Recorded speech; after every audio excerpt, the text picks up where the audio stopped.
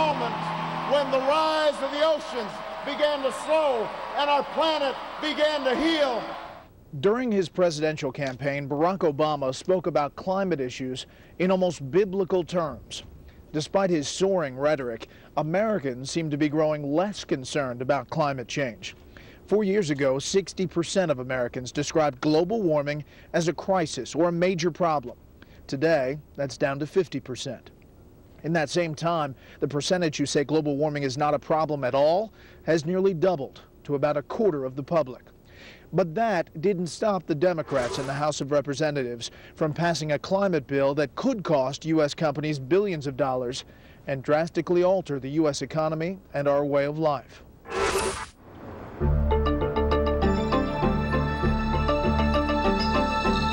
In the middle of the night, on June 26, 2009, the House of Representatives passed by a vote of 219 to 212 the Waxman-Markey Clean Energy Bill. Over 1,400 pages long, the bill sets limits on CO2 emissions that touch many aspects of American life. If it were to pass the Senate, it would mean that by 2050, CO2 emissions would have to be reduced by 80% or more. There would be a reduction of 2% per year of the carbon emitted into the atmosphere from the United States.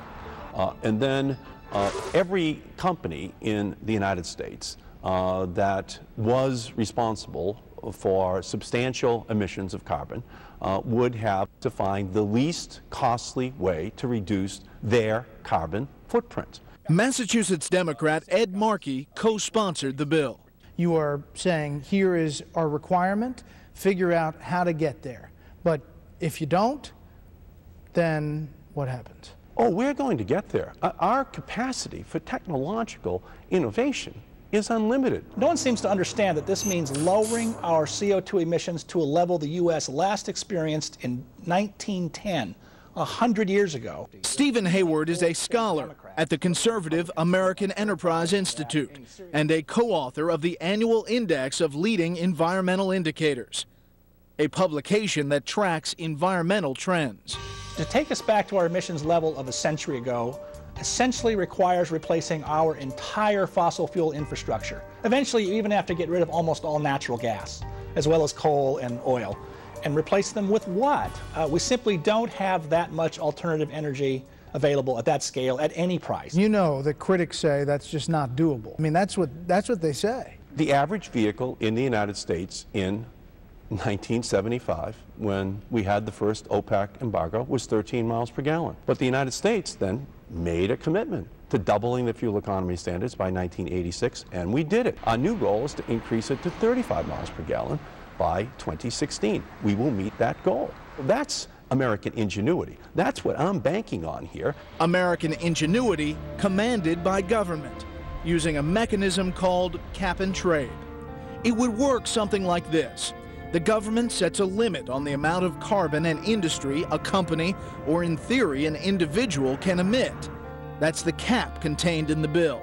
It then distributes a kind of currency called carbon credits that represents the amount of CO2 an entity is allowed to emit.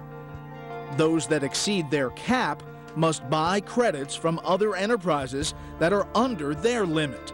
That's the trade, thus allowing the purchaser of carbon credits to emit extra CO2, while the seller is financially rewarded for emitting less than allowed.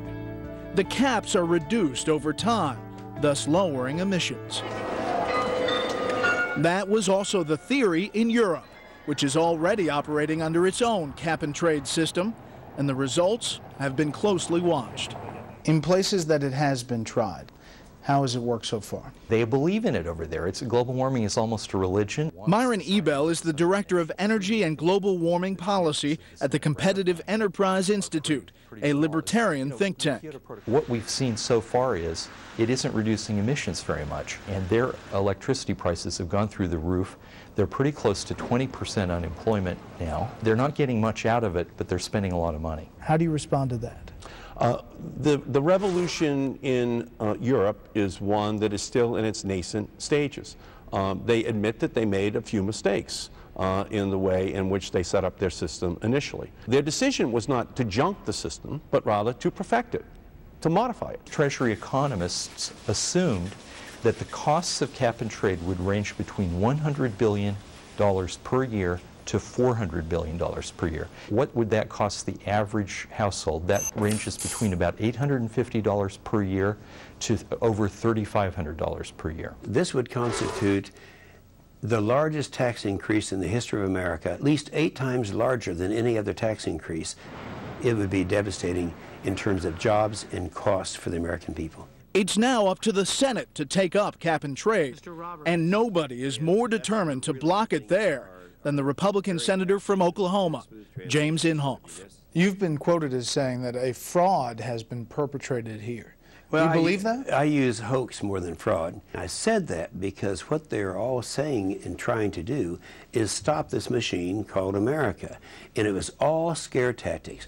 Now, there is a relationship, I would suggest, at least this is my feeling, between man-made gases and global warming. But the question is, can the whole country be run without oil, gas, and coal and nuclear today? And the answer is no. How much would it cost the American people?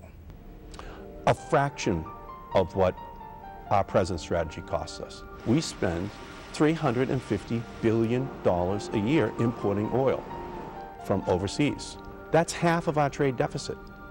Half of our trade deficit is oil. And there's no number that Senator Inhofe can mention. There's no number that anyone can mention that even remotely matches this wealth transfer. So you think cap and trade still has a chance to pass this Congress? Oh, without question. Yeah, the momentum is building. If there's anyone who's watching this now who is concerned about that bill passing, don't worry. Zero chance. Zero chance. It's the same people who said it couldn't pass in the House who are now saying it can't pass in the Senate. So that gives me a lot of comfort.